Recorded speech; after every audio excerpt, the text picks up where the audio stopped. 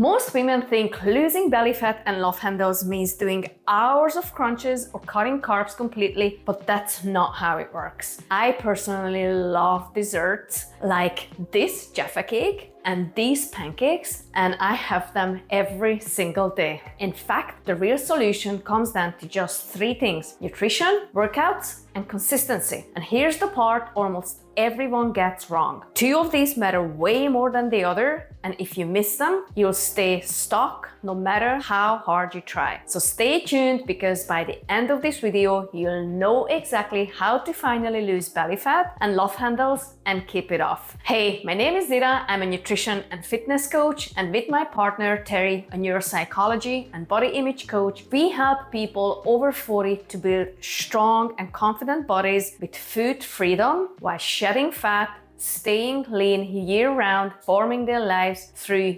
neuroscience, emotional wellness, nutrition, and movement. If you resonate with achieving these things, then hit the like button and subscribe to the channel, because we'll be posting videos every single week to help you become the best version of yourself. So number 1, nutrition. Now let's look at what makes a good nutrition plan. My tip for this would be calorie balance drives fat loss, but starving yourself only backfires, as it slows down your metabolism, which in turn increases cravings and leads to binges. So how do you know where you're at? If you consistently eat more calories than your body burns, then you're gonna gain weight. If you consistently eat fewer calories than your body burns, then you're gonna lose weight. And if you're eating about the same amount you burn, your weight will stay the same. Sounds easy, right? But here's where people go wrong.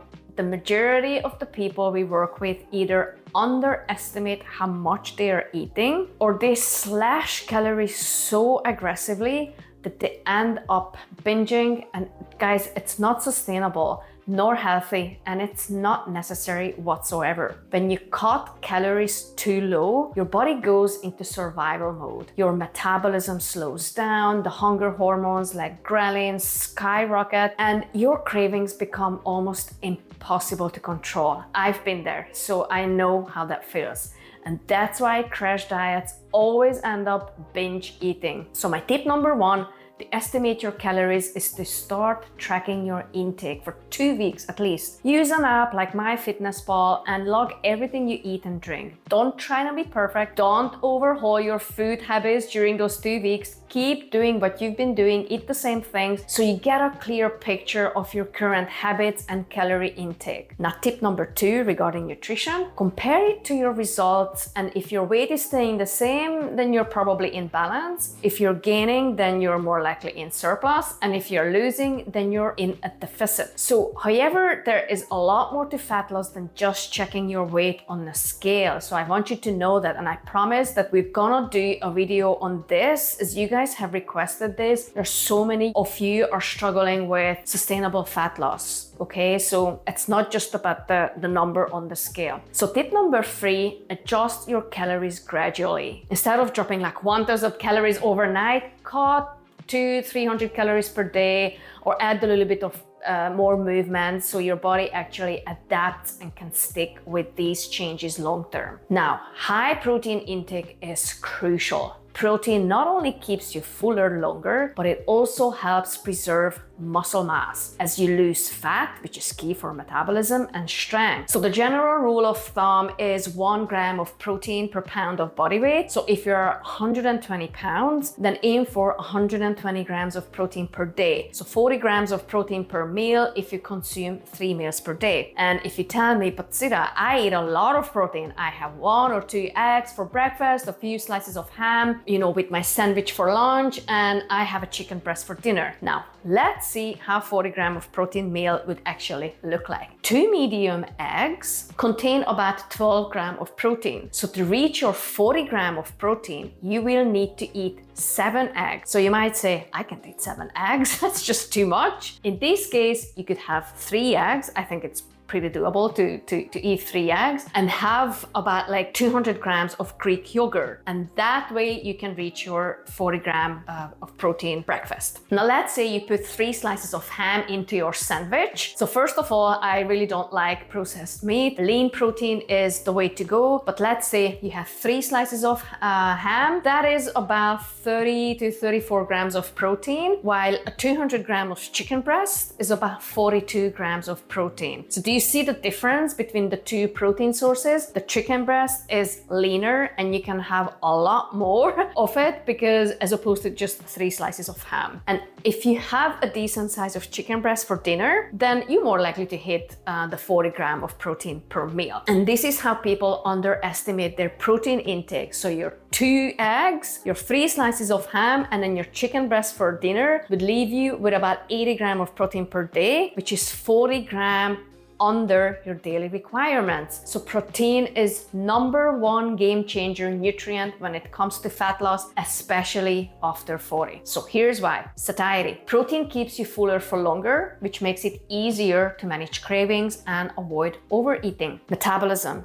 Protein has the highest thermic effect of all foods, meaning your body burns more calories digesting it compared to carbs and fat. And muscle preservation. When you're in a calorie deficit, your body burns both fat and muscle. Protein protects your muscle mass, which is crucial because muscle is what keeps your metabolism high. Lose muscle and fat loss gets harder and harder. If your meals don't taste good, you won't stick to them. You'll end up overeating later to make up for it. Food is fuel, but food is also more than fuel. It's connection, enjoyment, and culture. Some of our love language is food. We love cooking and baking for our family and friends, as it provides joy seeing them enjoying our baked goods. I love that. So a good plan allows space for that. It's not about perfection, it's about consistency and balance. So guys, download our free protein-rich recipe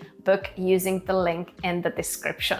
Okay, so let's talk about workouts. So workouts are the multiplier effect. Crunches alone won't burn belly fat. You cannot spot reduce. Fat loss happens systematically all over your body. Targeted core exercises can build your core muscles, and once you lean out, these abs can show up as six packs. But you cannot lose belly fat by doing hundreds and hundreds of crunches every single day. The body doesn't work like that. So let's talk about something really important, especially for women over 40. For decades, we were brainwashed. Every magazine cover in the 80s, the 90s, and even in the early 2000s showed women who were like pretty much anorexic skinny. So the message was, like do endless cardio, join aerobics or group circuit classes, and shrink yourself down to be as small as possible. And it's engraved in our brain that the scale needs to go down. And you know what? That was the biggest garbage advice ever. And here's the truth. Cardio does have benefits for your heart and overall health. It has its place, but it's not the magic solution for fat loss, especially if you're over 40. Because when you only do cardio, you burn calories while you're moving.